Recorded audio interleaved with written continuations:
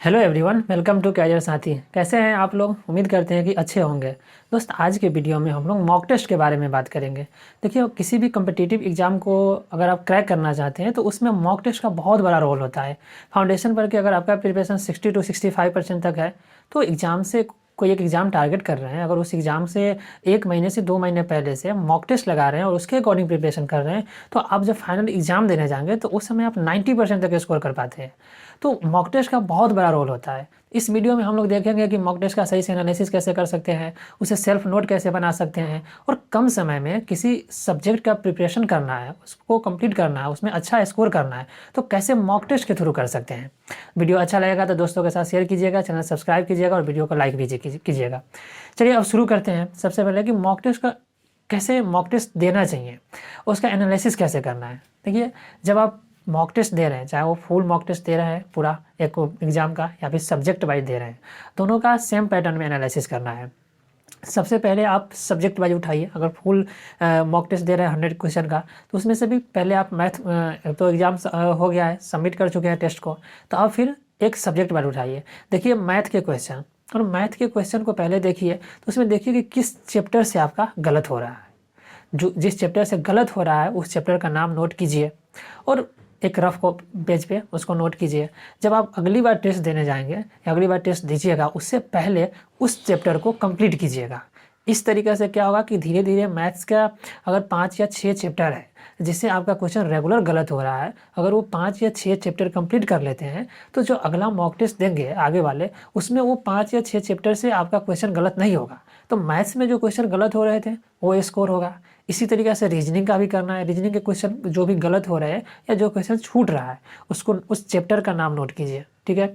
वहाँ से आप चैप्टर आइडेंटिफाई कीजिए, फिर चैप्टर का रिवीजन कीजिए, उसके प्रीवियस ईयर क्वेश्चन बनाइए, और इस तरीक़े से एक एक चैप्टर करके, चाहे वो मैथ्स हो, रीजनिंग हो, इंग्लिश हो, इस तरीका जीके जीएस हो, जो क्वेश्चन गलत हो रहा है उसका चैप्टर आइडेंटिफाई कीजिए। चैप्टर देखिए कि किस चैप्टर से गलत हो रहा है, उस चैप्टर का फिर से रिवीजन कीजिए, उसका प्रीवियस ईयर क्वेश्चन बनाइए, देखिए कि कैसे क्वेश्चन पूछा गया है, कैसे क्वेश्चन अटेम्प्ट करते हैं। इससे क्या होगा कि इस तरीके से अगर आप एनालिसिस करते हैं तो ये बेस्ट वे होता है किसी टेस्ट का एनालिसिस करने का। आपका धीरे धीरे मार्क्स टेस्ट में इम्प्रूव होगा।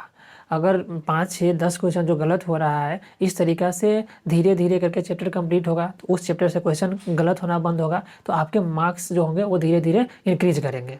अब है कि सेल्फ नोट कैसे बनाएं मॉक टेस्ट देने के बाद। देखिए, बहुत सारा क्वेश्चन ऐसा होता है जो आप प्रीवियस ईयर क्वेश्चन बना लिए हैं, टेस्ट दे रहे हैं रेगुलर और चैप्टर भी पढ़ रहे हैं जहाँ से गलत हो रहा है, उसके बावजूद भी कुछ थोड़ा सा ट्रिकी क्वेश्चन होता है या थोड़ा सा जिसमें 2-3 कंसेप्ट डाला होता है क्वेश्चन। अगर इस तरह का क्वेश्चन आ रहा है जो आप एग्जाम में नहीं बना पाते हैं, जो अभी मॉक टेस्ट दे रहे हैं उसमें, तो वैसे सारे क्वेश्चन का कलेक्शन कर लीजिए, चाहे वो मैथ्स का हो या रीजनिंग का हो। रीजनिंग का मैक्सिमम क्वेश्चन ऐसा मिलता है, जहाँ नंबर सिस्टम वाले हो या जो सीरीज वाले आते हैं इस तरह के, तो उन सारे क्वेश्चन को नोट कर लीजिए।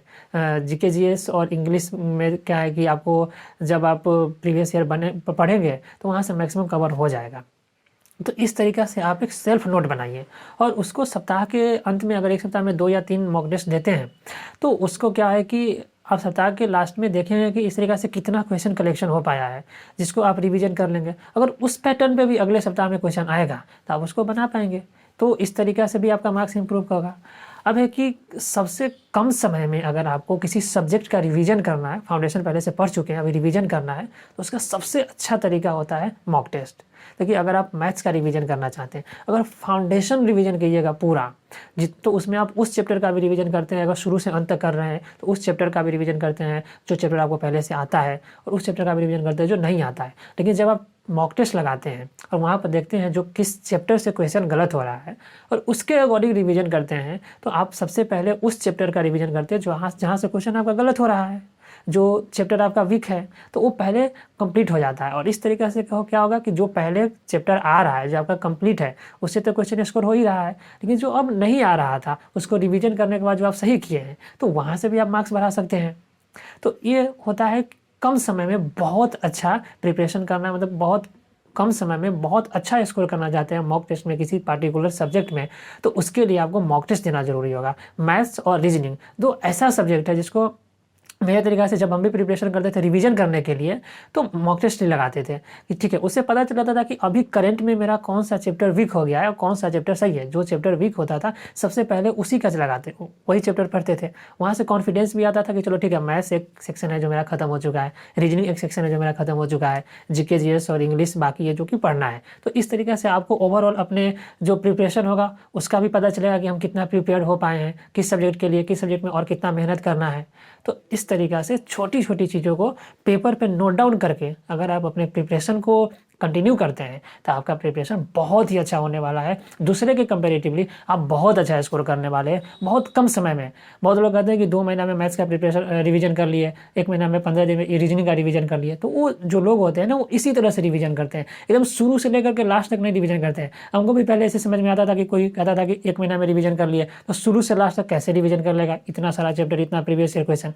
तो ऐसा नहीं होता है। वो लोग भी पहले मॉक टेस्ट लगाते हैं और मॉक टेस्ट से जो चैप्टर उनको वीक लगता है कि हाँ मेरा ये चैप्टर वीक है, उस चैप्टर को पहले करते हैं और इस तरीक़े से 90 to 95% तक आप कवर करते हैं।